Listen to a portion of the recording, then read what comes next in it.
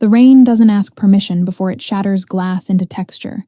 Neither did Adrian Voss when he stood at the head of that boardroom table, 20 floors above the city, and said my name like it was ash on his tongue. Eleanor Hale no longer serves this company in any capacity. No preamble, no context. Just erasure, delivered in a voice engineered to carry across marble and mahogany. I stood perfectly still. The folder in my hands, black leather, warm from my grip, did not tremble. Around the table, 12 faces turned blank as fresh snow. Executive cowardice has a scent. Expensive cologne mixed with relief that the blade isn't for them. Adrian didn't look at me. He looked through me, past me, toward the rain-streaked windows where the skyline bent under storm clouds. His suit was midnight blue, impeccable. His cufflinks caught the chandelier light in sharp golden bursts. I had chosen those cufflinks 3 years ago, before everything. "Security will escort you out," he continued, and the CFO, Marcus Delane, always calculating, always watching, shifted in his chair. The sound was small, deliberate. Power remembers the names money tries to erase. I could have spoken, could have named the 12-hour days, the contract clauses I'd architected, the acquisition strategy that tripled Voss Holdings' valuation in 18 months. Could have reminded them that this empire had my fingerprints in its foundation. Instead, I set the folder on the table. Gently. The kind of gentle that costs more than force. "I'll see myself out," I said. Adrian's jaw tightened. He wasn't used to people who didn't shatter when struck. The elevator ride down was 20 floors of perfect silence. Security didn't touch me. They knew better. But they flanked me like bookends to a story being rewritten in real time. Through the glass walls, I watched the city blur under rain. From this height, even betrayal looks elegant. The lobby was all white marble and cold blue light. My heels echoed. Somewhere behind the reception desk, a phone purred. The revolving door spat me into the storm, and the rain hit like a baptism I didn't ask for. He smiled like a king. I counted the minutes of his reign. I stood there, letting it soak through my coat, my hair, the careful mask I'd worn for 3 years. Across the street, a black car idled. Tinted windows, engine purring. I didn't look back at the tower. Not yet. But my hand slipped into my coat pocket, fingers brushing the edge of something Adrian Voss had forgotten existed. A photocopy. 1 page. Cream-colored stock, age 6 months. At the bottom, 2 signatures in blue ink. His, bold and careless. Mine, precise as a surgical incision. Between them, a clause. 12 words he'd never read. My phone buzzed. Unknown number. I answered. Eleanor. The voice was smoke and steel. Mara Lynn, my mentor, my conscience, the only lawyer who'd ever made me believe in elegant warfare. Did he do it? He did. Good. A pause. Rain hissed against asphalt. Then we begin. I ended the call. Tucked the paper back into safety. The black car pulled away from the curb, stopped beside me. The back door opened from within. But the clause he never read would read him back. Inside, leather seats, warm air, a single folder on the seat, stamped in red wax. Confidential. I slid inside. The door closed. The city moved past the windows like a film reel, all gold and blue and rain. Adrian Voss had built an empire on the belief that people were disposable. That loyalty was currency, easily spent. That firing someone in front of witnesses made him untouchable. He was wrong on all 3 counts. Because the signature he'd dismissed as clerical, the contract addendum I'd slipped into the secondary filing during the merger chaos, contained a trigger most men like him never notice. It was buried in subsection 4, paragraph 9, formatted to look like legal boilerplate. It wasn't. It was a detonator. And he'd just pressed the button. Signatures don't shout, they echo. The car turned onto 5th Avenue. Through the rain-blurred glass, the Voss Holdings tower rose like a monument to hubris, its apex lost in low clouds. I opened the folder on my lap. Inside, contracts, board bylaws, shareholder agreements, and at the center, clipped with a gold clasp, the original, My signature. His signature. The clause that would dismantle him one word at a time. "Where to, Miss Hale?" the driver asked. I closed the folder. Smooth, final. "Somewhere he'll never think to look," I said. His own reflection. The city swallowed us whole, and the rain kept falling. And in a tower 20 floors up, a billionaire celebrated a firing he thought was the end of a problem. He had no idea I kept a copy he didn't know existed. 6 months earlier, the same rain had fallen, but I'd been the one standing at the window, watching Adrian Voss arrive in triumph. The merger had just closed. Voss Holdings absorbed 3 competitors in one surgical strike, and the financial press called it genius. They didn't know I'd structured the entire deal. Every clause, every contingency, every poison pill designed to protect us from predators. Adrian knew. He'd stood beside me in this same boardroom, champagne in hand, and said, "You're the best decision I ever made, Eleanor." I'd believed him. That was my first mistake. My second was underestimating how quickly belief could curdle into evidence. Men who build empires on borrowed blueprints eventually forget who drew the plans. I'd joined Voss Holdings as senior strategist at 29, too young for the role, too smart not to take it. Adrian was 37 then, newly minted as CEO after his father's death, hungry to prove he wasn't just legacy. He needed someone who thought in systems, who saw 10 moves ahead. He needed me. He just didn't want to admit dependency. The early days were intoxicating. We rebuilt the company from ethical bedrock up. Fair wages, transparent governance, stakeholder accountability. I drafted bylaws that made hostile takeovers nearly impossible. Adrian signed them without reading. He trusted me that much, or thought he did. Mara Lynn had warned me over coffee in her corner office, rain drumming against her 19th floor windows. Men like Adrian don't share credit, Eleanor. They collect it. He's different, I'd said. She'd smiled, sad as smoke. They always are, until they're not. Power hates the mirror that shows its borrowed light. But I'd pushed forward. The merger documents were a masterpiece. 90 pages of legal architecture that would protect every employee, every stakeholder, every vision we'd claimed to share. In subsection 4, paragraph 9, I'd added a clause. It looked like standard termination language. Dense, boring, the kind lawyers skim. But it contained a tripwire.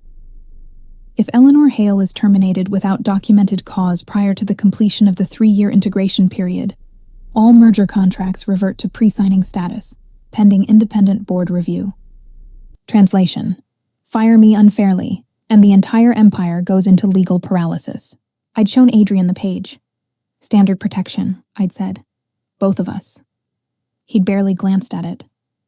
Signed his name with the fountain pen his father had left him. Bold, careless strokes that bled slightly at the edges. Mara had witnessed both signatures, notarized them, filed one copy with corporate records, sent another to an offshore archive for redundancy. I almost warned him, almost. "This is your nuclear option," she'd said, sliding the file across her glass desk. "Use it only if he tries to erase you."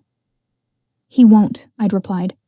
She'd said nothing, just watched the rain turn the city into watercolor. The months that followed were a symphony of 16-hour days and midnight strategy sessions.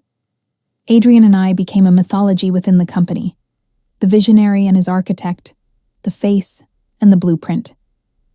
People whispered that we were more than colleagues. Let them. The truth was more complicated and more dangerous. I loved the work. I loved what we were building. I loved the idea that capitalism could be elegant and ethical at once. And Adrian loved winning. He loved being called a genius for visions I'd handed him fully formed. Love is the wrong word for what builds empires. Try. Collusion between hunger and hope. The cracks appeared slowly. A board meeting where he presented my acquisition model without attribution.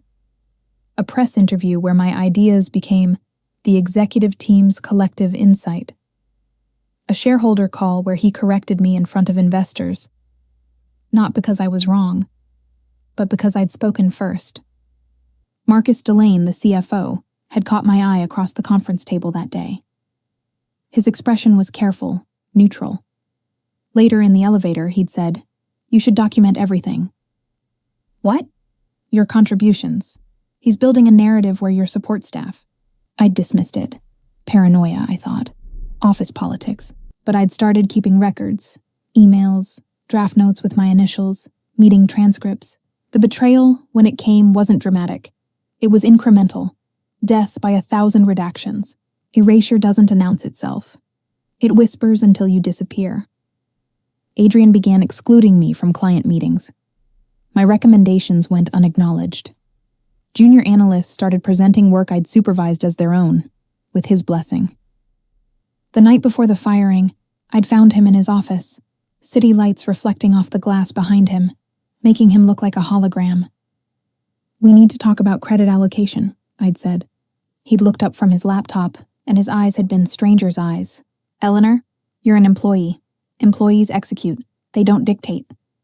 6 words that rewrote 3 years. I'd stood there, the folder in my hands suddenly too light, too small. "I built half this company. You were well compensated. It's not about money." "Then what?" He'd closed the laptop, leaned back, a king granting audience. "Legacy? Recognition? Eleanor, you're brilliant, but you're not indispensable." The clause he never read would teach him the definition of that word. I'd left his office without another word, gone home to my apartment, modest by his standards, mine by design, and pulled out the contract copy I kept in a fireproof safe. Subsection 4, paragraph 9. The tripwire waiting. That night I'd called Mara. "He's going to fire me," I'd said. "I know." "How?" "Because men like Adrian always do.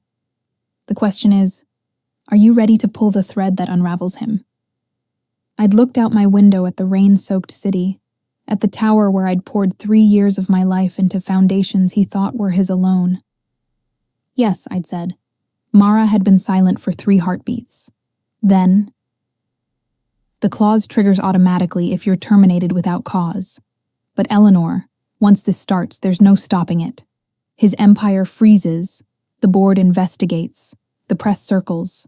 Are you absolutely certain?" He erased me in front of 12 people. That's not an answer. It was, though, because erasure isn't about losing a job. It's about watching someone rewrite history while you're still standing in it. And the clause that would save me began its countdown to his reckoning. "File it," I'd said. The line had gone quiet. Rain against my windows, the city breathing. "Then it's done," Mara had said. "The moment he fires you, the clock starts. 24 hours until the contracts freeze. 14 days until the board convenes. And Eleanor?" "Yes?" "Don't warn him. Men like Adrian only learn from consequences, never from mercy." I'd hung up, sat in the darkness, and waited for the betrayal I'd already seen coming. The clause triggers if she's terminated without cause, and tomorrow, he'd give me exactly that. The apartment was too quiet after the storm. I stood in the center of my living room, all clean lines and deliberate emptiness, and felt the weight of what silence costs. My coat dripped rainwater onto hardwood. My phone, face down on the kitchen island, buzzed relentlessly. Texts from colleagues, journalists, vultures dressed as concern. I ignored them all. The city pressed against the windows, 23 floors of vertical distance between me and the people who'd watched Adrian erase me without flinching. I could see the Voss Holdings tower from here, its apex cutting through low clouds like a blade. Isolation is the first gift betrayal gives you. The second is clarity. I peeled off my coat, made tea I wouldn't drink. Sat on the sofa with the contract folder open across my lap, reading the clause for the 100th time. The words hadn't changed, but their weight had shifted. They were no longer theoretical protection. They were ammunition. My phone vibrated again. This time I looked. Mara. "Don't spiral. Eat something. Call me when you're ready to move." I almost smiled. Mara Lynn understood that revenge was a discipline, not an emotion. You couldn't wage elegant warfare on an empty stomach or a clouded mind. But I wasn't ready, not yet, because beneath the fury, and there was fury, cold and precise as surgical steel, lived something more dangerous. The small, stupid part of me that still remembered when Adrian had been different, or when I'd believed he was. Memory is the enemy of forward motion, and the fuel. 3 years dissolved into sense memory. The night we'd worked until dawn on the merger proposal, subsisting on coffee and competitive banter. The way he'd looked at my red-lined contracts and said, "You think like a chess master." The shareholder meeting where he'd defended my strategy against a room of skeptics, his voice absolute. Had any of it been real? Or had I been a useful tool he'd kept sharp until he no longer needed cutting? The question didn't matter. What mattered was the signature at the bottom of the page, his and mine. A contract he'd forgotten existed. Night fell. The city transformed into light and geometry. I didn't turn on the lamps. The darkness felt appropriate, a kind of mourning for the version of myself who'd believed in shared vision. He smiled like a king. I counted the minutes of his reign. At 11:47 p.m., my doorbell rang. I froze. No one visited me unannounced. No one knew this address except, through the peephole, a courier, young, bored, holding a slim envelope against the rain. I opened the door to the width of the chain. Yes? Eleanor Hale? He checked his tablet. Requires signature. From whom? Doesn't say, just says urgent. I signed, took the envelope, closed the door before he could see my hands shake. The envelope was cream-colored, expensive stock, and at the seal, pressed into red wax, the letters, Emil, Mara. Power remembers the names money tries to erase.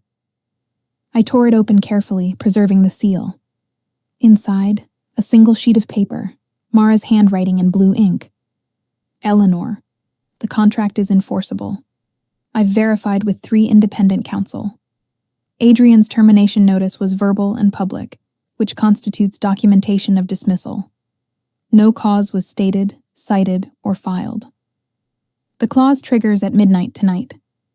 After that, every merger contract enters review status.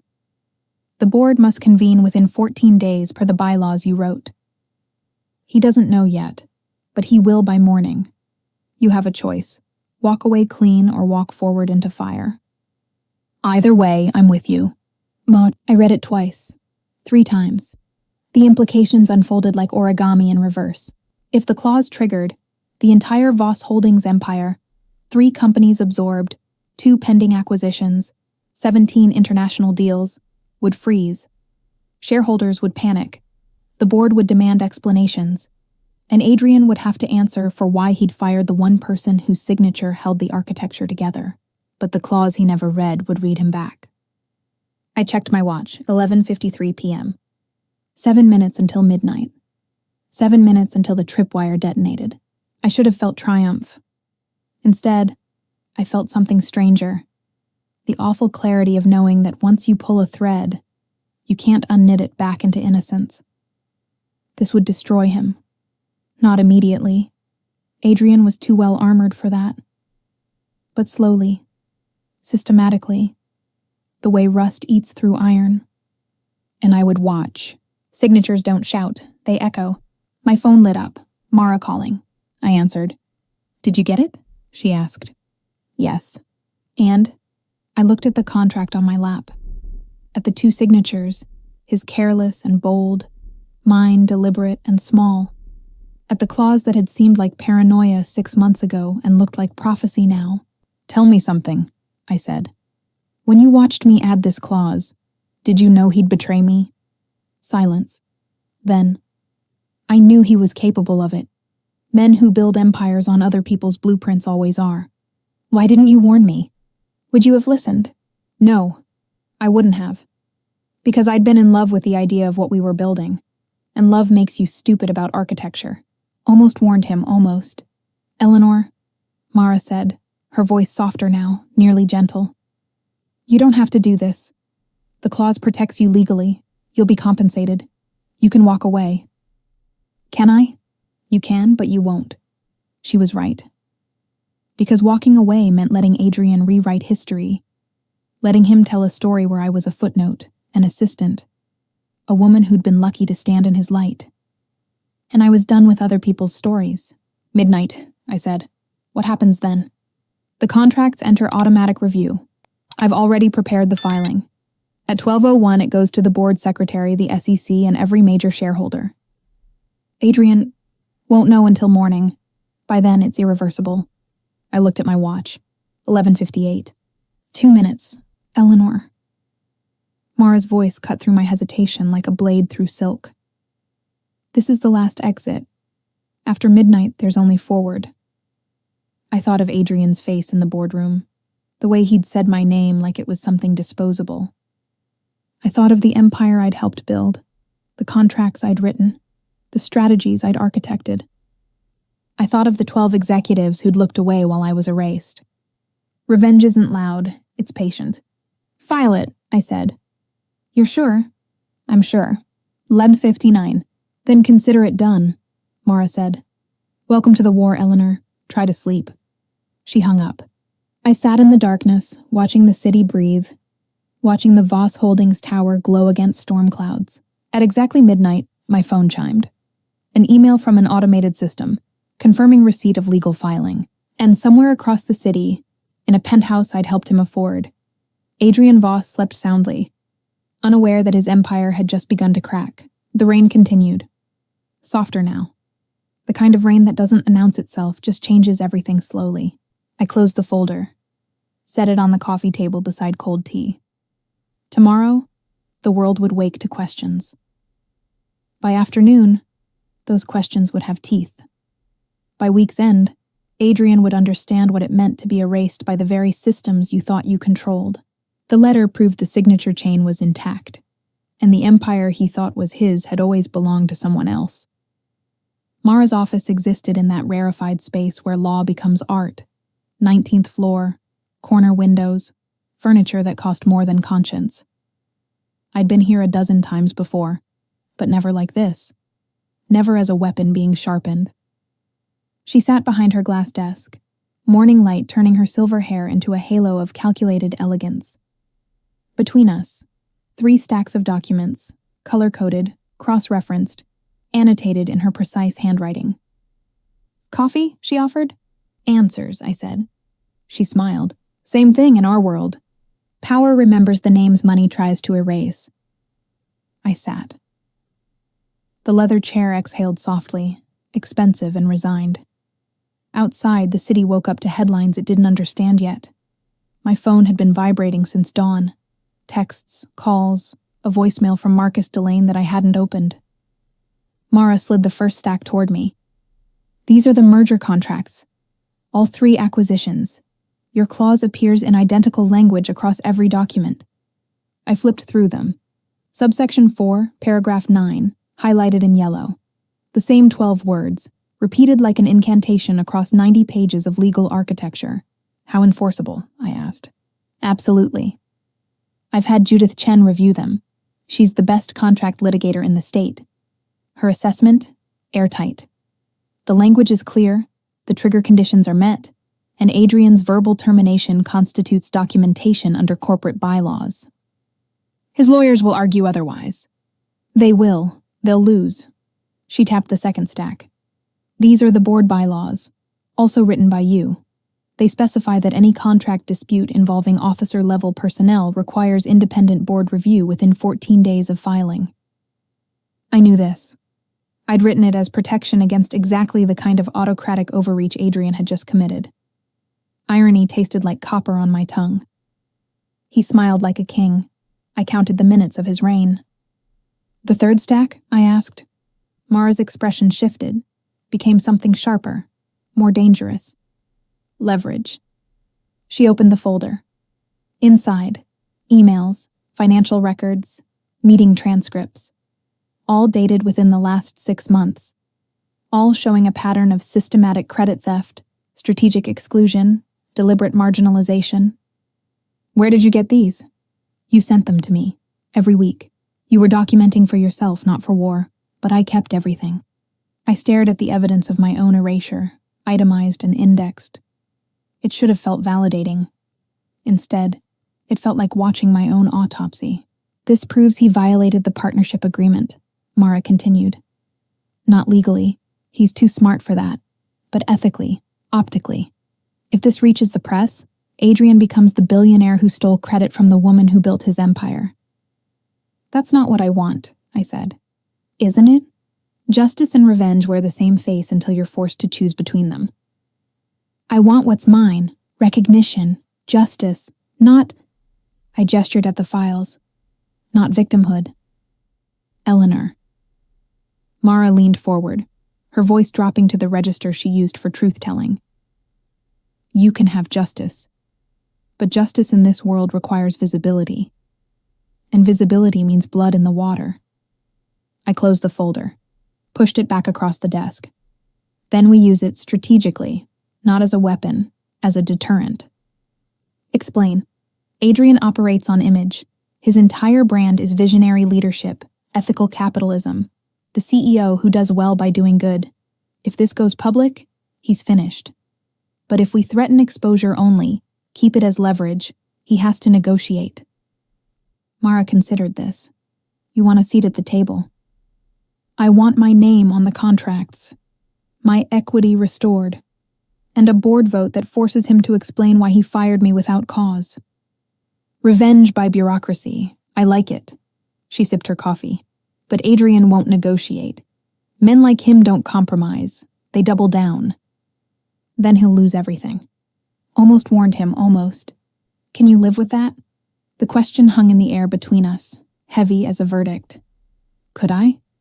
Could I be the person who dismantled an empire? Even one I'd helped build? Even one that had betrayed me? I can live with fairness, I said finally. Whatever that costs. Mara nodded. Then we proceed in 3 phases. First, the board meeting. They convene in 9 days per the automated filing. You'll attend as interested party. You won't speak. Your lawyer will speak for you. You. Me. She smiled, sharp as a paper cut. Second phase. We let the market respond. The filing is public record. Shareholders will ask questions. Analysts will dig. We don't feed the fire. We just don't put it out. And third, the vote. The board will be forced to rule on whether your termination was justified. If they vote no, Adrian faces censure. If they vote yes, they won't. There's no documented cause. You said so yourself. They won't, Mara agreed. But the process is the punishment. Every day this drags out, Adrian loses credibility. The press will circle, sponsors will reconsider. And when the board finally rules in your favor, it won't matter if he offers you your job back. You'll have already won. Signatures don't shout, they echo. My phone buzzed. A text from an unknown number. We need to talk. Marcus. I showed Mara. She raised an eyebrow. The CFO. Interesting. What does he want? To save himself. Or to help you. With men like Marcus, it's hard to tell the difference. She paused. You should meet with him. Why? Because Adrian's not a one-man empire. He has allies on the board, people who owe him favors, or fear him, or both. Marcus is the only one who operates on math instead of loyalty. If you can show him the numbers add up in your favor, he'll flip. And if he reports back to Adrian, then we accelerate. But I don't think he will. Marcus Delane is many things, but he's not stupid. He knows which way the wind is turning. Loyalty in the corporate world is just risk assessment wearing a better suit. I looked at the stacks of documents, at the evidence of my own careful destruction, and my more careful resurrection. This wasn't how I'd imagined justice. I'd thought it would feel clean, surgical, satisfying. Instead, it felt like standing at the edge of a cliff I'd built myself, preparing to jump and trusting the architecture to hold. When's the board meeting? I asked. Next Friday, 10 a.m., Voss Holdings' main conference room. The same room where he'd fired me. Poetic, in a way that hurt. I'll be there, I said. Mara gathered the documents, sliding them into a leather portfolio embossed with her firm's logo. Eleanor. One more thing. Yes, this process will hurt, not just Adrian. You. There will be press, speculation, people questioning your motives. They'll call you vindictive, opportunistic, bitter. They'll say you're a woman scorned using corporate warfare as therapy. Let them. Can you handle that? I thought of the rain hitting glass, of the moment I'd set the folder on the boardroom table, of Adrian's voice saying, "No longer serves this company." "I spent 3 years building something beautiful," I said, "and I watched him take credit for every brick. If telling the truth about that makes me bitter, then I'll be bitter. But I'll be right." Mara smiled. It was the saddest, proudest expression I'd ever seen. "Then let's begin," she said. "And Eleanor?" "Yes? Don't answer Marcus until after you talk to me. CFOs are chess players. We need to know what board he's playing on." I nodded. Stood. The city sprawled below us, indifferent and eternal. As I reached the door, Mara called out, "He'll try to isolate you, make you doubt. That's his next move." I know. Do you? Because doubt is his best weapon, and you're already questioning whether this is worth it. She was right, I was, but I was also the woman who'd written the clause he'd never read, who'd architected an empire he thought was his, who'd survived 3 years of incremental erasure without breaking. A board vote must happen, and when it did, the entire world would learn whose signature truly held the power. The city learned my name on a Tuesday morning, delivered in 8-point font beneath a headline that hummed with subtext. Voss Holdings faces contract dispute amid leadership questions. I read it standing in line at the coffee shop 3 blocks from my apartment, my phone screen glowing against the gray morning light. The article was surgical, careful, the kind of journalism that asks questions instead of making accusations. Questions have surfaced regarding the recent departure of senior strategist Eleanor Hale from Voss Holdings, following the filing of a contract enforcement claim. No direct quotes, no named sources, just the facts, arranged in a pattern that invited readers to connect their own dots. Markets move on whispers before they crash on headlines. By noon, 3 more outlets had picked up the story. By evening, it was trending in business circles, not viral, but visible enough to matter. I watched from the margin, silent and surgical. Mara had been clear. Do nothing. Say nothing. Let the questions breathe and multiply. But Adrian predictably couldn't resist. His statement appeared at 4 p.m., released through the company's PR department, with the kind of careful language that reeked of desperation dressed as authority. Ms. Hale made valuable contributions during her tenure. Her departure was a mutual business decision. Voss Holdings remains focused on our mission of ethical, sustainable growth. Mutual, as if I'd chosen to be erased in front of 12 witnesses. The comment sections filled with speculation. Some defended Adrian. He was, after all, the face on magazine covers, the voice at conferences. Others asked sharper questions. Why file a contract claim if the departure was mutual? What aren't we being told? Power remembers the names money tries to erase. "Wednesday morning," Marcus Delane called. I let it ring twice before answering. "Marcus. Eleanor." His voice carried the flat precision of a man who'd calculated odds before dialing.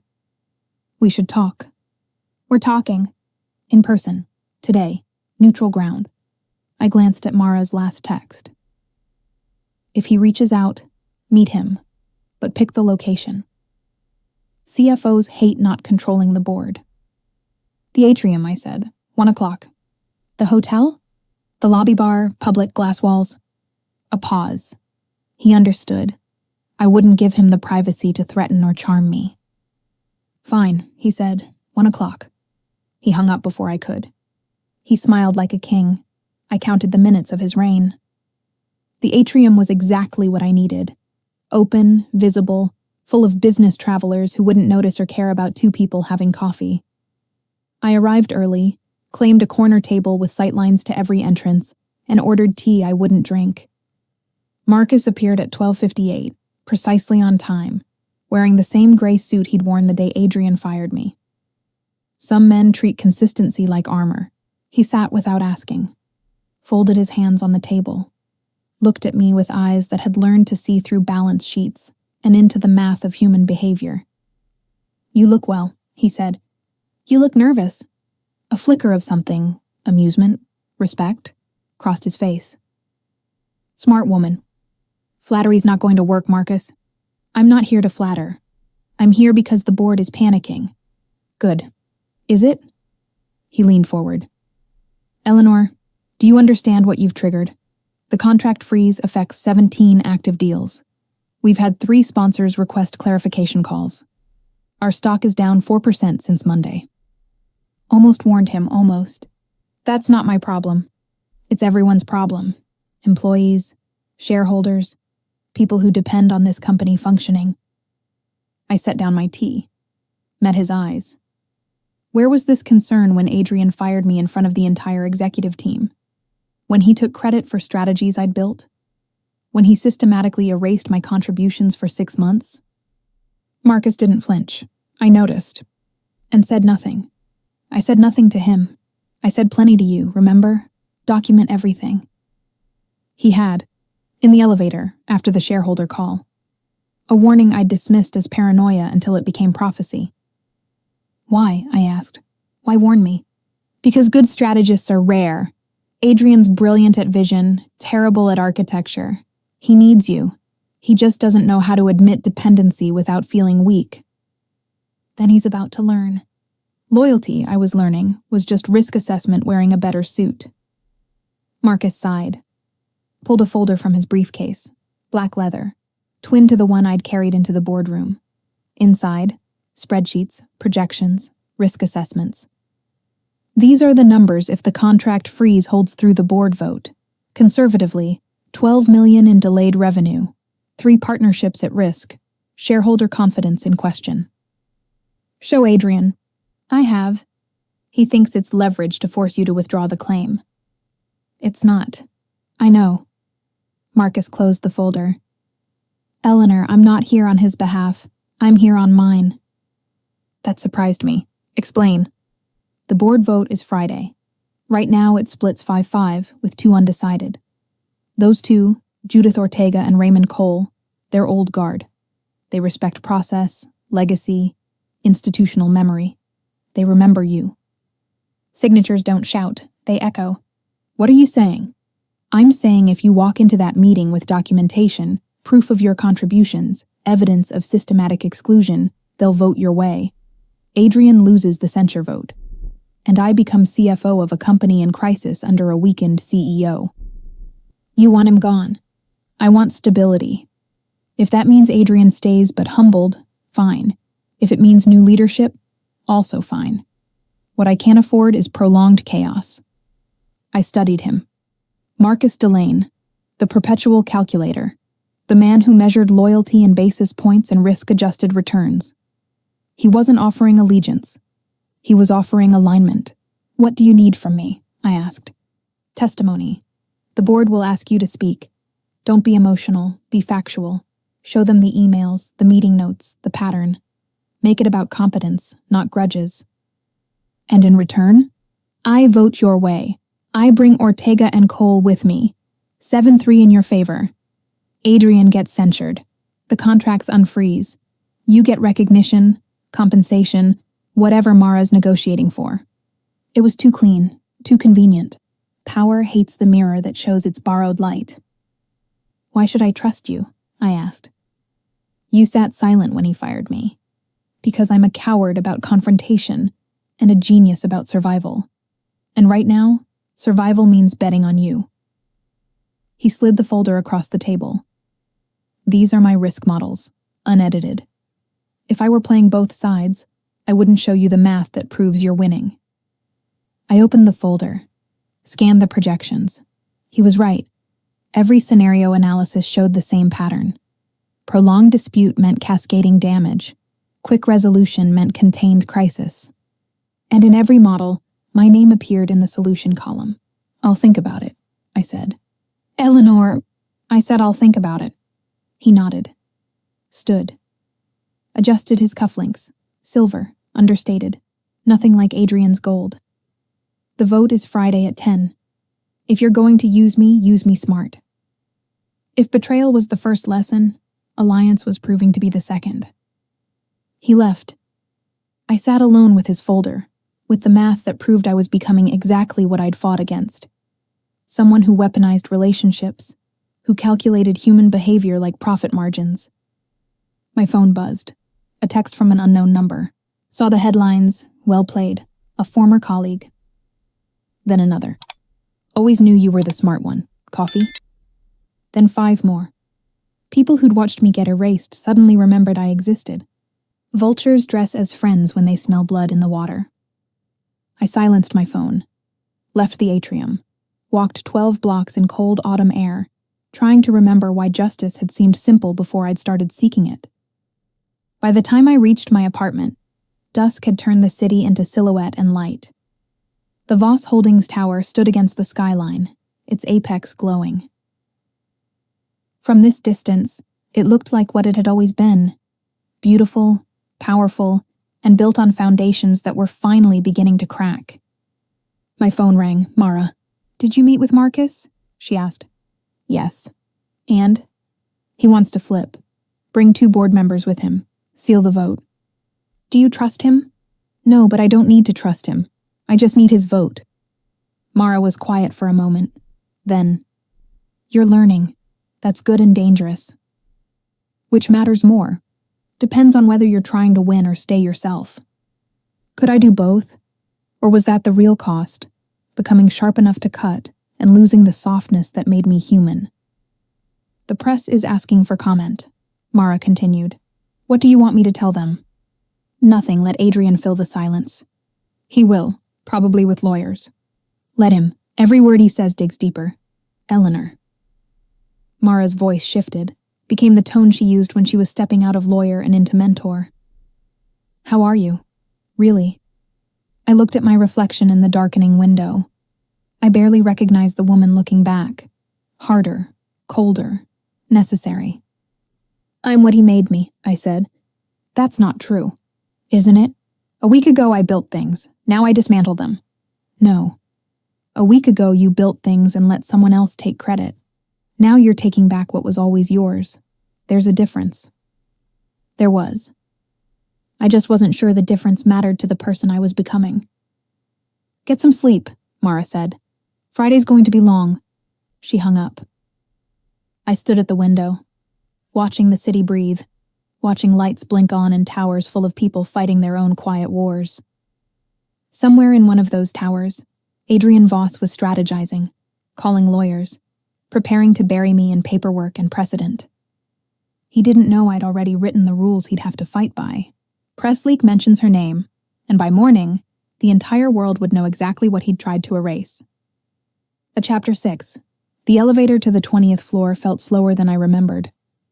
Or maybe time just moves differently when you're walking back into the room where you were killed professionally. Friday, 9:47 a.m., I stood alone in the mirrored box, watching my reflection multiply into infinity. Black suit, minimal jewelry, the same leather folder I'd carried out in the rain. Mara had insisted on the symbolism. They need to see continuity. The same woman, but returning on different terms. The doors opened. The executive floor hadn't changed. Same white marble, same gold accents, same receptionist who'd watched security escort me out 6 days ago. She looked up. Her eyes widened slightly. Ms. Hale, they're expecting you, conference room A. Power remembers the names money tries to erase. Thank you, Rebecca. Using her name was deliberate. Small kindnesses are the most visible when everything else is war. I walked past the glass-walled offices where junior analysts pretended not to watch. Past Adrian's corner suite, door closed, lights off. He wasn't here yet, or he was hiding. The conference room doors were already open. Inside, 12 chairs around the mahogany table, 7 of them occupied. The board members looked up as I entered, their expressions ranging from curiosity to careful neutrality. Marcus Delane sat at the far end, his face unreadable. Beside him, Judith Ortega and Raymond Cole, the undecided votes he'd promised to deliver. Mara stood near the windows, perfectly composed in charcoal gray, a leather portfolio under her arm. Eleanor, she said. Professional, distant. We'd agreed to keep it formal. Thank you for coming. He smiled like a king. I counted the minutes of his reign. I took the seat Mara indicated, not at the table, but slightly back. observer position. It put me in everyone's sightline without claiming authority I didn't yet have. The room filled slowly. More board members. The company's general counsel, a thin man named Ethan Park who looked like he hadn't slept. The court reporter who would transcribe every word. At 9:58, Adrian Voss arrived. He entered the way he always did. Unhurried, assured, as if time bent around his convenience. Navy suit, gold cufflinks catching the light. His jaw was tight, but his expression was carefully neutral. Our eyes met for exactly 1 second. I didn't look away first. He sat at the head of the table, his chair, his position, his empire. Or so he thought. Almost warned him, almost. Judith Ortega, the board chairwoman, called the meeting to order. She was 72, sharp as broken glass, with silver hair and the kind of voice that didn't need volume to command. This emergency session has been convened pursuant to Corporate Bylaws Section 12, Paragraph 4, regarding contract enforcement disputes involving officer-level personnel. She adjusted her reading glasses. Ms. Eleanor Hale has filed a claim asserting that her termination violated contractual protections established during the 2024 merger integration. Adrian leaned back, fingers steepled. Picture of calm. The board will hear testimony from both parties, Judith continued. We'll then vote on whether Ms. Hale's termination was executed properly under existing agreements. Mr. Voss, you have the floor first. Adrian stood, smooth, practiced. Thank you, Judith. Members of the board. He glanced around the table, making eye contact with each person. Classic persuasion technique. Eleanor Hale was a valued employee. However, her departure was a routine business decision, well within my authority as CEO. The contract clause she's citing is standard boilerplate that applies to documented wrongful termination, which this was not. You fired her publicly, Marcus said, flat, factual. Adrian's jaw tightened slightly. I announced a personnel change in a staff meeting. That's not uncommon. Without prior notice, Marcus continued, without documented cause, without following the progressive discipline procedures outlined in the employment handbook. I'm the CEO, I have discretion. Discretion isn't unlimited, Judith interrupted. Mr. Voss, did you review the merger contracts before terminating Ms. Hale? Signatures don't shout, they echo. A pause, barely perceptible. But I saw it. My legal team reviewed all relevant documents. That's not what I asked. Did you review them? I trust my legal counsel to answer the question. Adrian's composure cracked just slightly. The contracts are 90 pages of legal language. I signed what my team recommended. Including subsection 4, paragraph 9?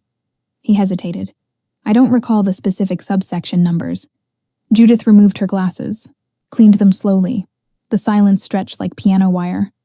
Ms. Lynn, she said finally, would you care to present Ms. Hale's position? Mara stood, opened her portfolio, pulled out a single page, slid it across the table. Power hates the mirror that shows its borrowed light. This is the relevant contract section. It states clearly, if Eleanor Hale is terminated without documented cause prior to the completion of the 3-year integration period, all merger contracts enter mandatory review. The termination occurred on October 28th. No cause was documented, cited, or filed. The integration period doesn't complete until March 2026. This is absurd, Adrian said. One employee can't hold an entire company hostage. She's not an employee, Mara corrected. She's a signatory, and you're not being held hostage. You're being held accountable to the terms you signed. Raymond Cole, one of the undecided votes, leaned forward. He was 65, former federal judge, legendary for asking the one question that unraveled entire cases. Mr. Voss, why did you fire Ms. Hale? Simple question, devastating. Adrian opened his mouth, closed it. It was a strategic realignment. Of what? The executive team. Why was she specifically the person you needed to remove for this realignment? Another pause. Longer this time. I could almost see him calculating, searching for language that sounded like reason instead of erasure. I felt the company needed to move in a new direction, Adrian said finally. Was Ms. Hale performing poorly? No. Was she insubordinate? No. Was there misconduct? No. Silence. Then what cause existed for her termination? Raymond let it breathe. Let the absence of an answer become its own testimony. Ms. Lynn, Judith said, do you have additional evidence? Mara pulled out the second folder, the one I'd hoped we wouldn't need. Loyalty, in the end, is just truth waiting for permission to speak. We do. Emails, meeting transcripts, and presentation records from the past 6 months showing a systematic pattern of credit misattribution. Strategies developed by Ms. Hale, presented by others, with Mr. Voss's knowledge and approval. She distributed copies around the table. I watched the board members' expressions shift as they read. Small changes. A tightened mouth here, a raised eyebrow there. Adrian's face had gone carefully blank. This is taken out of context, he said. Collaboration means shared credit. Collaboration means acknowledgement, Marcus interrupted. These documents show zero attribution. And Mr. Voss, you and I both know why you fired Eleanor. The room went very still. Marcus, Adrian said, warning in his voice. She made you look replaceable. And men like you can't tolerate that. The alliance I'd accepted, finally showing its teeth. Adrian's control shattered. I built this company. Your father built this company, Marcus said. You inherited it. Eleanor rebuilt it. And you took credit because that's what you do. You're brilliant at vision and terrible at execution. So you find people who can execute and then erase them when they become inconvenient. That is a gross mischaracterization, is it? Name one strategic initiative from the past 3 years that wasn't Eleanor's. Silence. The acquisition model, Eleanor's. The stakeholder framework, Eleanor's. The entire merger structure that tripled our valuation, Eleanor's work. Your signature. Judith held up a hand. Gentlemen, this isn't a trial. It's a contract dispute. She looked at Mara. Ms. Lynn, what is your client seeking? Mara glanced at me. I nodded.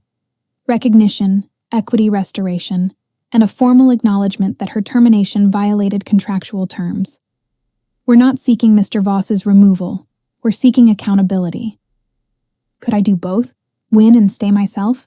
Or was mercy just another word for weakness? Mr. Voss, Judith said, do you wish to respond? Adrian looked at me directly for the first time since the meeting began. His eyes were stranger's eyes. Or maybe I'd just finally learned to see what had always been there. Eleanor, he said. My name in his mouth sounded like negotiation. This doesn't have to be adversarial. We can work something out. You fired me in front of 12 people, I said quietly. You took 3 years of my work and called it yours. You erased me systematically, deliberately. And now you want to negotiate? I made a mistake. You made a choice. The board members shifted, glanced at each other. Judith cleared her throat. We'll vote. All in favor of finding that Ms. Hale's termination violated contractual protections? 7 hands rose. Marcus, Judith, Raymond, 4 others. Opposed? 3 hands. Adrian's allies, loyal to the end. The motion carries, Judith said. Mr. Voss, the board finds your termination of Ms. Hale improper under existing agreements. You are formally censured. Ms. Hale will be reinstated with full equity restoration and public acknowledgement. The merger contracts will exit review status immediately. Official notice delivered, and in 24 hours, the entire world would know who really built this empire. Our Chapter 7. The press found out before Adrian left the building. By the time I reached the lobby, Mara beside me, Marcus trailing at a careful distance, 3 journalists were already waiting near the revolving doors. Phones up. Questions shouted across marble. Ms. Hale, can you comment on the board decision? Was this about revenge or justice? Will you be returning to Voss Holdings? Mara's hand on my elbow steering me past them. No comment. Ms. Hale will release a statement through counsel. We pushed through the doors into cold November air. The city felt different now. Brighter. Sharper. Or maybe I just felt different. A black car waited at the curb. Mara's, not mine. She'd anticipated the press. Markets move on whispers. They crash on verdicts. Inside the car, leather seats and sudden quiet. Mara handed me her phone. "You need to see this." The headline was already live. Voss Holdings, CEO censured in contract dispute.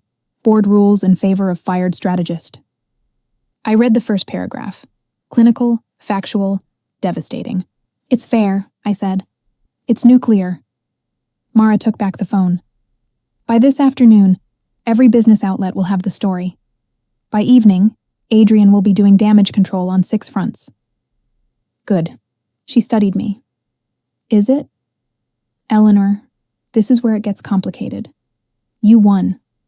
But winning means you're visible now.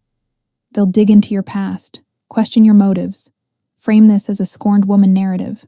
Let them. Can you handle that?" I thought of the boardroom, of Adrian's face when Marcus called him replaceable, of the moment Judith's gavel had fallen and rewritten history. He smiled like a king. I counted the minutes of his reign, and his reign just ended. "I can handle the truth," I said, "whatever shape it wears." My phone buzzed. Then again. Then continuously, a cascade of notifications I'd been dreading and craving in equal measure. Messages from former colleagues, journalists, competitors, people I hadn't spoken to in years suddenly urgent with curiosity or congratulations, or thinly veiled requests for interviews. I silenced it, looked out the window at the city streaming past. "Where are we going?" I asked. "Somewhere Adrian will never think to look," Mara said. "A place where you can breathe before the second wave hits." Second wave? He won't accept this. Men like Adrian don't lose gracefully. They lose desperately. And desperate men make stupid moves. Almost warned him. Almost. But some men only learn through consequences. The car stopped at an address I didn't recognize. A brownstone in the West Village, elegant and anonymous. Mara's safe house, I realized. The place where she brought clients who needed to disappear for a few hours. Inside, hardwood floors, minimal furniture, windows that faced a quiet courtyard instead of the street. Peace, purchased and temporary. "Stay here," Mara said. "I'll handle the press, draft your statement, manage the legal follow-through. You rest." "I don't need rest." "Eleanor." She set down her briefcase, became mentor instead of lawyer. "You just won a war. Let yourself feel it before the next battle starts." She left. The door closed. Silence swallowed me whole. I stood in the center of the empty room and waited to feel triumph. It didn't come. Instead, exhaustion. The bone-deep kind that arrives when you finally stop running and realize how far you've come. I sank onto the sofa, cream-colored, expensive, someone else's taste, and closed my eyes. Signatures don't shout, they echo. And right now, mine was echoing through every boardroom in the city. My phone buzzed again. I almost ignored it. But the name on the screen made me pause.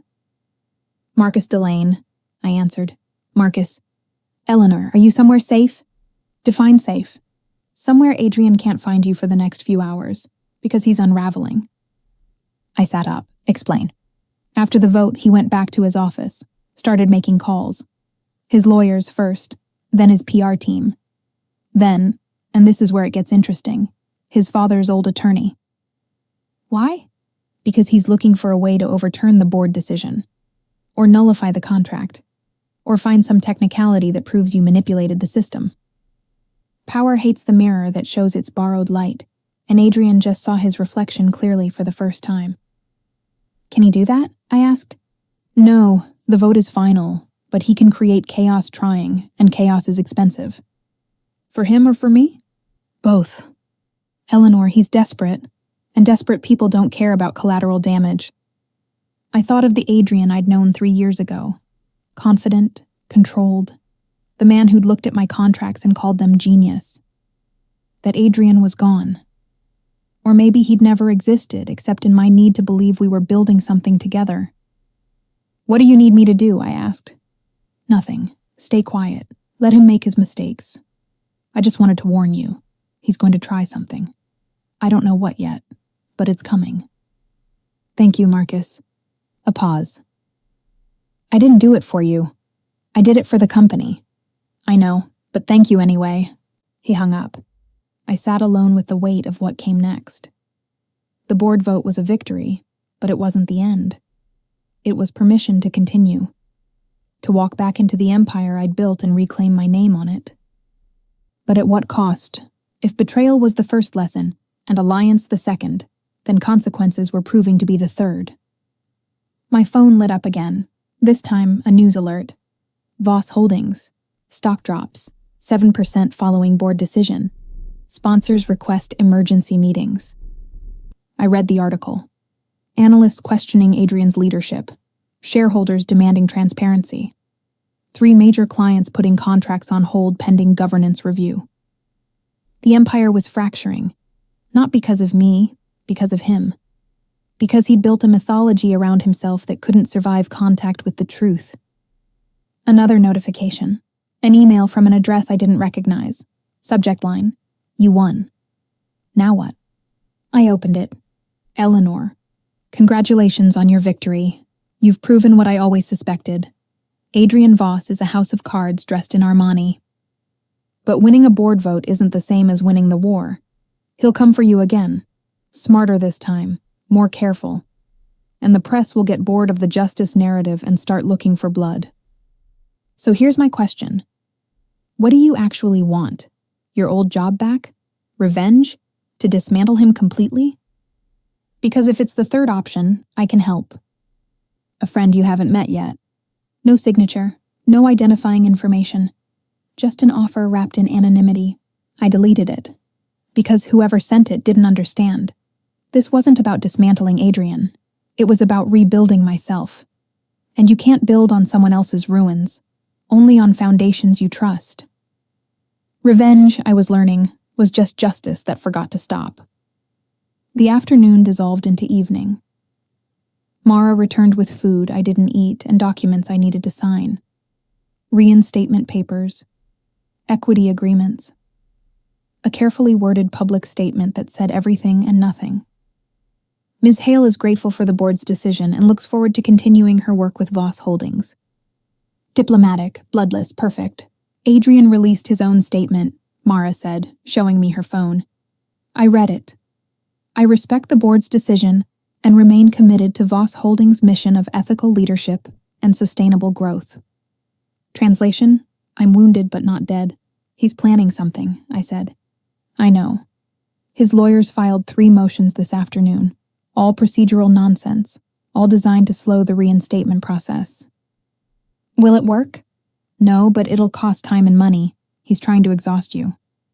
I looked at Mara. At the woman who'd predicted all of this, who'd armed me for war, who'd never once suggested I should do anything other than fight. Why did you help me? I asked. Really? She was quiet for a moment. Then, because 20 years ago I was you, brilliant, erased, too scared to fight back. And I spent a decade watching men take credit for my work, while I smiled and said nothing. What changed? I got angry, and I learned to weaponize it. She closed her briefcase. Eleanor, you're not done yet. The board vote was a battle. The war is what comes next. Walking back into that building, reclaiming your position, forcing Adrian to work alongside the woman who beat him. Can I do that? I don't know, can you? Could I? Or would I become exactly what I'd fought against? Someone who confused winning with justice. Outside, the city had turned dark. Lights blinked on in windows across the courtyard. People living normal lives, unburdened by board votes and corporate warfare. I envied them, and I knew I'd never be one of them again. Adrian makes a desperate illegal move, and by morning, the entire world would see exactly how far a king will fall to keep his crown. Chapter 8. The illegal move came at 3 a.m., delivered through my apartment building's mail slot like a declaration of war. I found it when I returned home from Mara's safe house. A manila envelope, unmarked, bulky with documents. No return address, no postage. Hand-delivered while I was gone. Inside, photocopies of my personnel file, performance reviews, private emails, notes from internal meetings I'd thought were confidential. And a letter, typed on Voss Holdings letterhead, unsigned. Ms. Hale, The board may have ruled in your favor, but the court of public opinion operates on different evidence. These documents show a pattern of insubordination, unauthorized contract modifications, and strategic overreach that will be made public if you proceed with reinstatement. Withdraw your claim, accept a severance package, disappear quietly, or watch your reputation burn. I read it twice. Then I photographed every page, forwarded them to Mara, and called her. She answered on the first ring. Talk to me. Adrian just made his stupid move. Power remembers the names money tries to erase, and forgets that paper trails cut both ways. By 6 a.m., we were back in Mara's office. The documents spread across her glass desk like evidence at a crime scene. This is blackmail, she said. Clumsy, illegal blackmail. Can he prove any of it? He doesn't need to. The goal isn't truth, it's doubt. If these hit the press, even as rumors, it muddies the narrative. You go from wronged strategist to difficult employee. So what do we do? Mara smiled.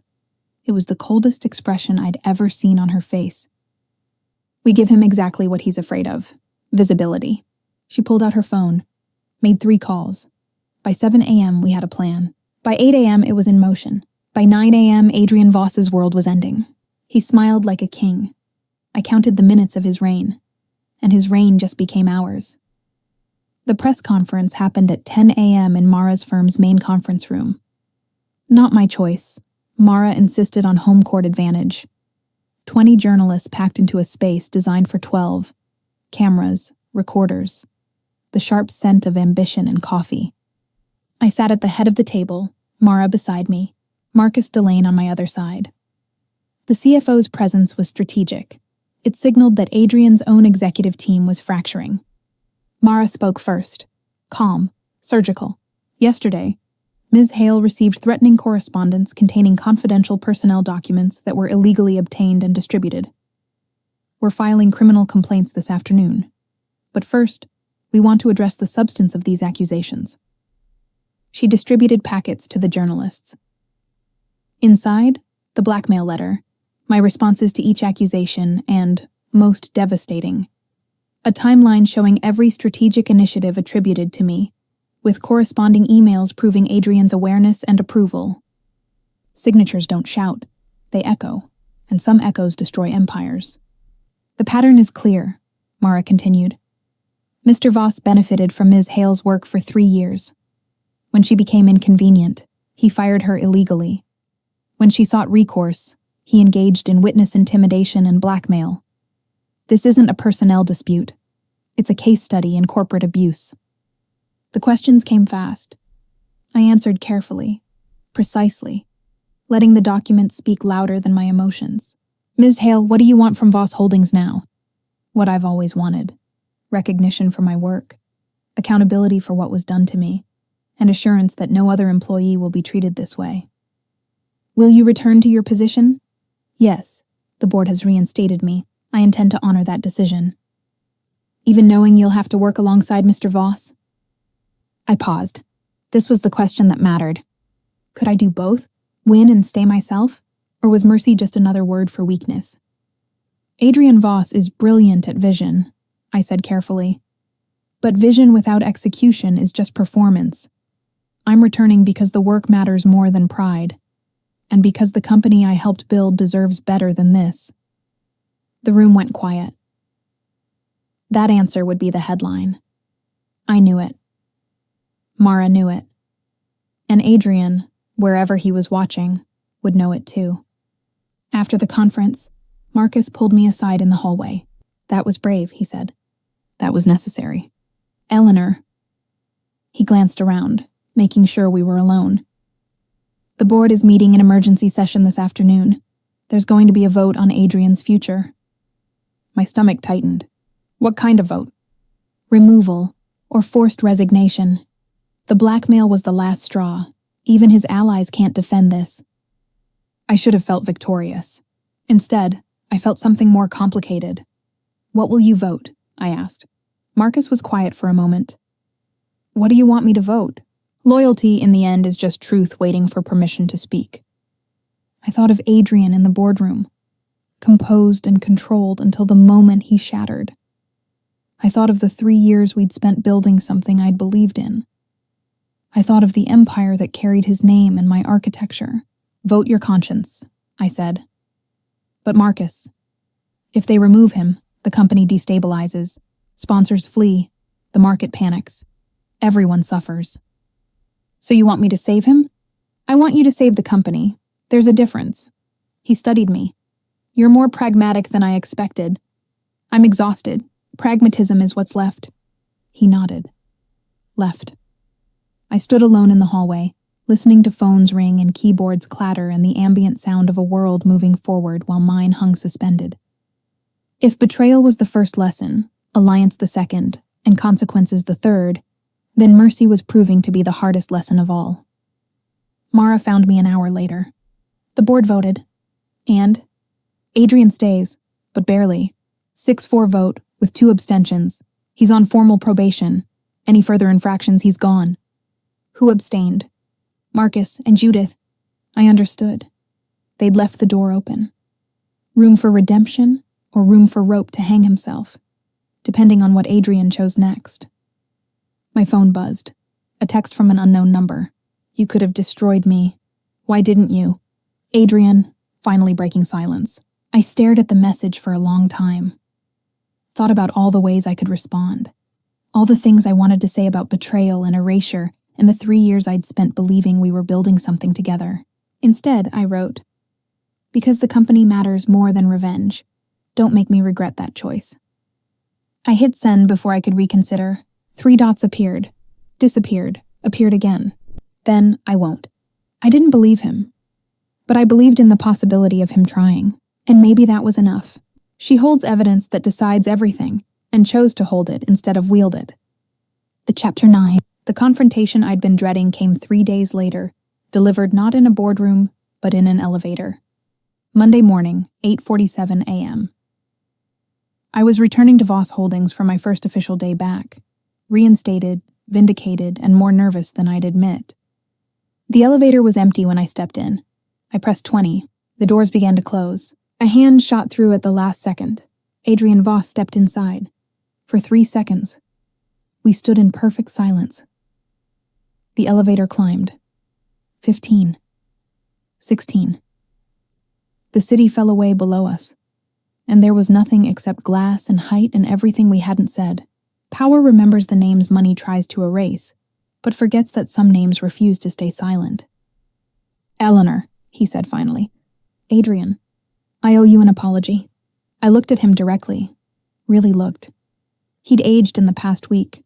New lines around his eyes, exhaustion in the set of his shoulders. The invincible CEO had been replaced by someone more human and more dangerous. You owe me more than that, I said. I know.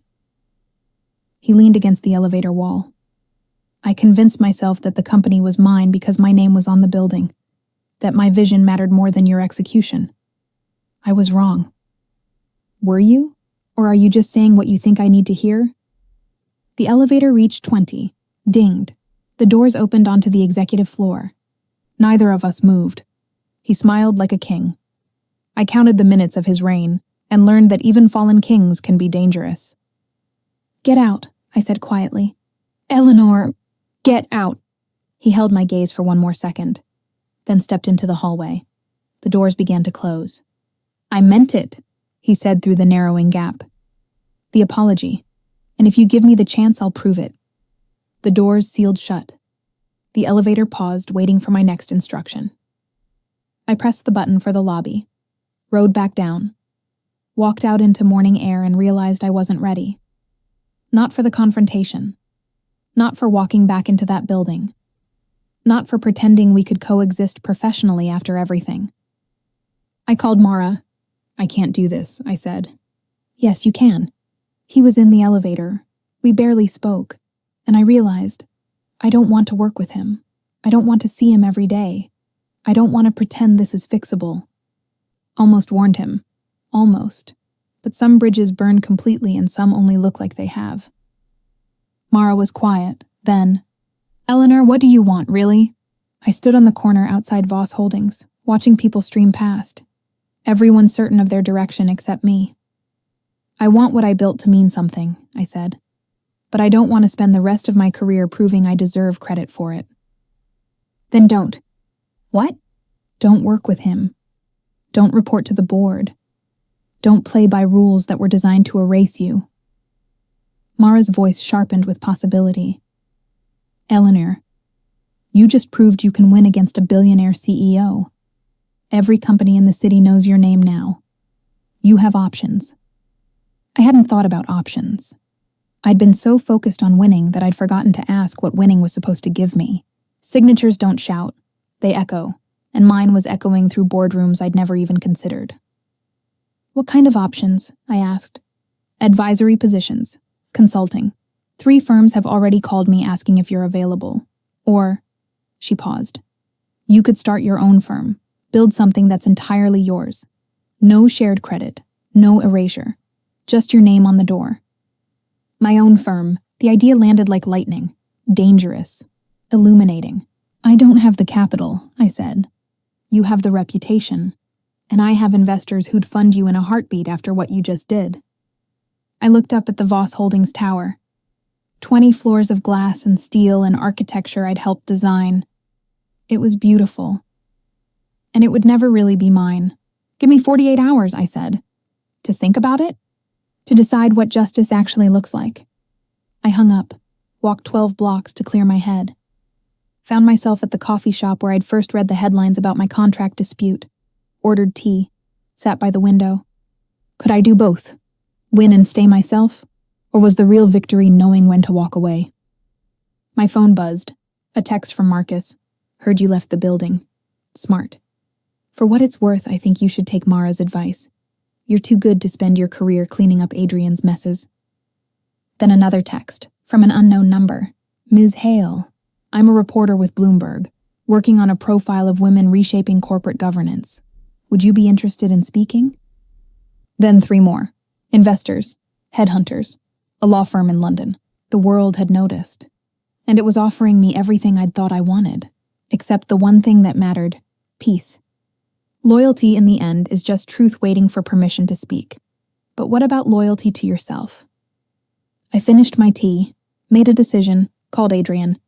He answered immediately. Eleanor, we need to talk, tonight, neutral ground. Where? The atrium, 7 p.m., and Adrian, come alone. I hung up before he could respond. The atrium at night was different from the afternoon meeting with Marcus. Softer lighting. Quieter. The kind of space where endings happened with grace instead of noise. Adrian arrived at 7:02. Navy coat, no briefcase. He looked smaller somehow. Or maybe I'd just stopped seeing him as larger than life. He sat across from me, folded his hands on the table. Thank you for meeting me, he said. I'm not here to reconcile. I know. I'm here because you need to understand something. I pulled out a folder, not the black leather one from before, but something simpler. Inside, a single sheet of paper. This is my resignation. His face went carefully blank.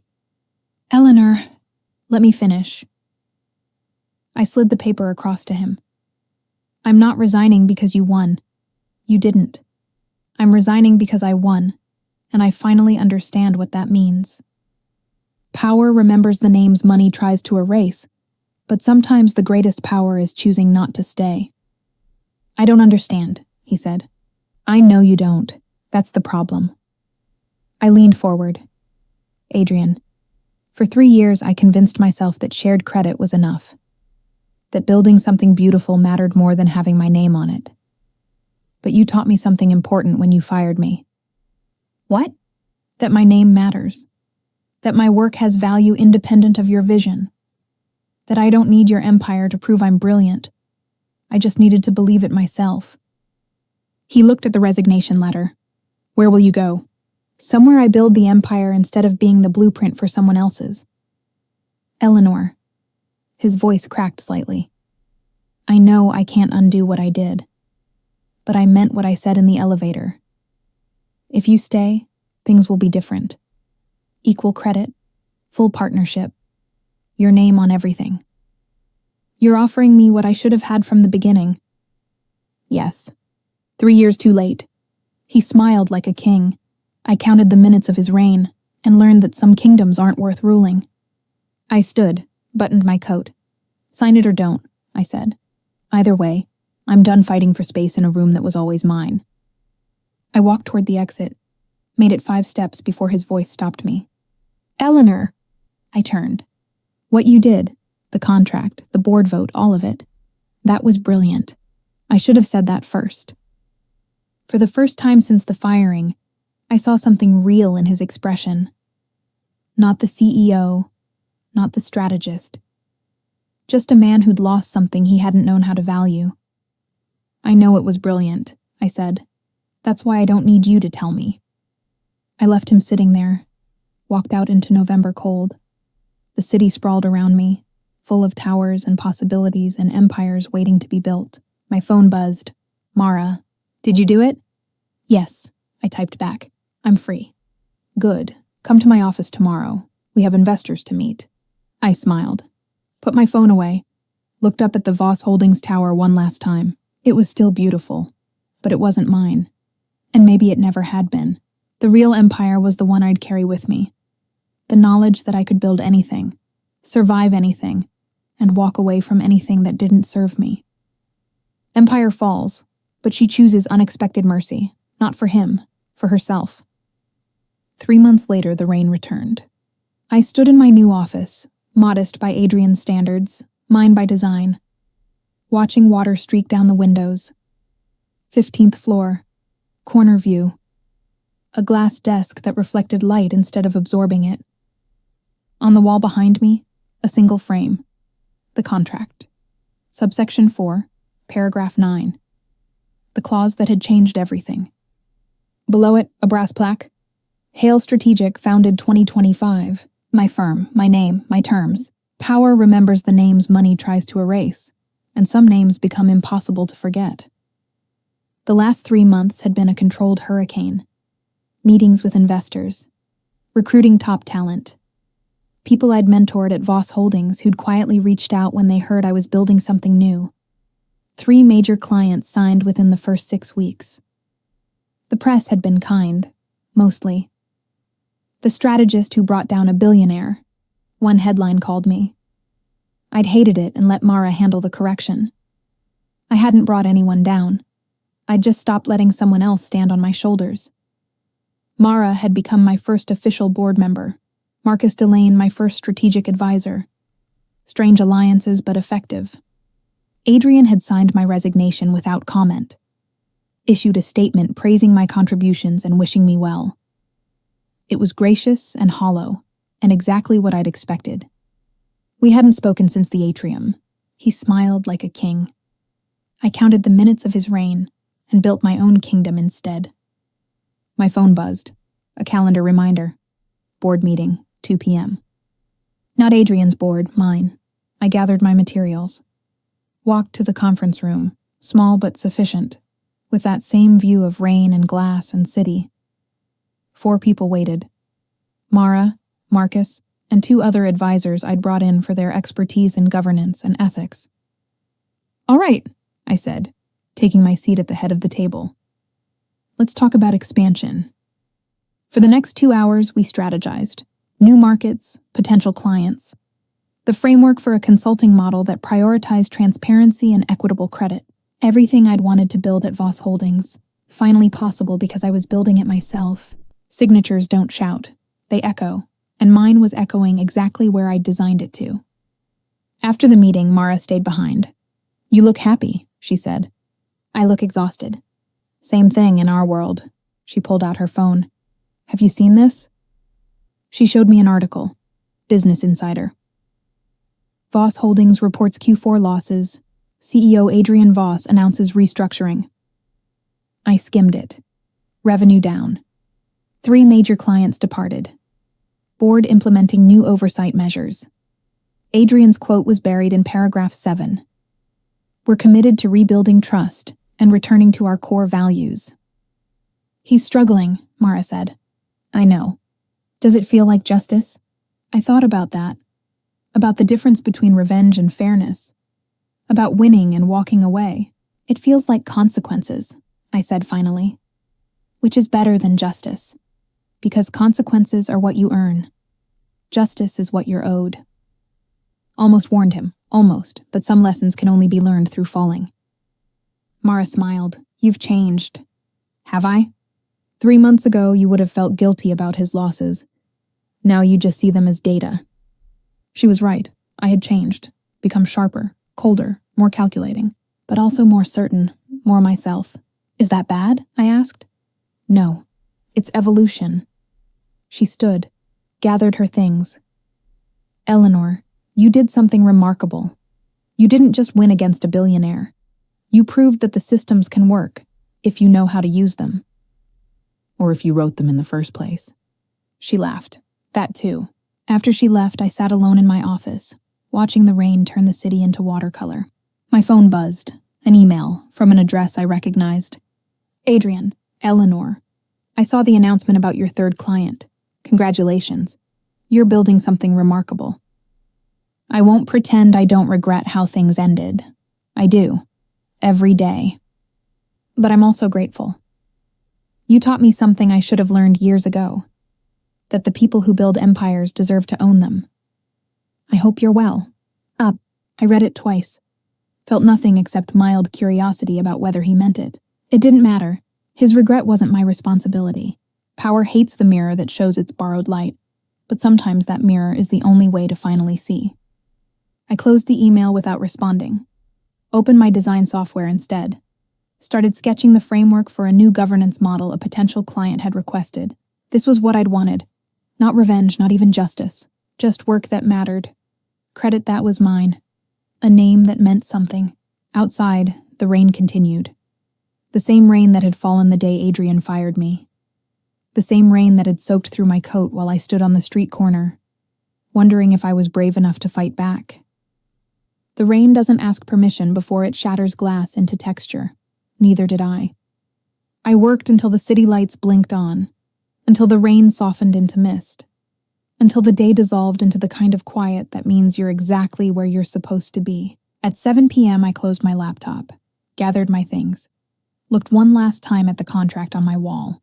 Subsection 4, paragraph 9, 12 words that had changed everything. If Eleanor Hale is terminated without documented cause. The clause had saved me, but I'd saved myself first, by being paranoid enough to write it, smart enough to hide it, and brave enough to use it. That was the real lesson. Not that systems could work, but that you had to build your own protections into them. That trust was beautiful, but documentation was survival. That love, even love of work, of vision, of shared creation, couldn't replace self-preservation. Signatures don't shout, they echo, and some echoes build empires. I locked my office, took the elevator down, stepped into the November evening, where the rain had finally stopped and the air smelled like new beginnings. My phone buzzed one last time, a text from an unknown number. Ms. Hale, saw your firm's website. Impressive work. I'm a CEO dealing with a credit dispute with my former COO. Would you be available for consultation? I smiled, saved the number, typed back, send me the contracts. Let's talk Monday. Because this was what I did now.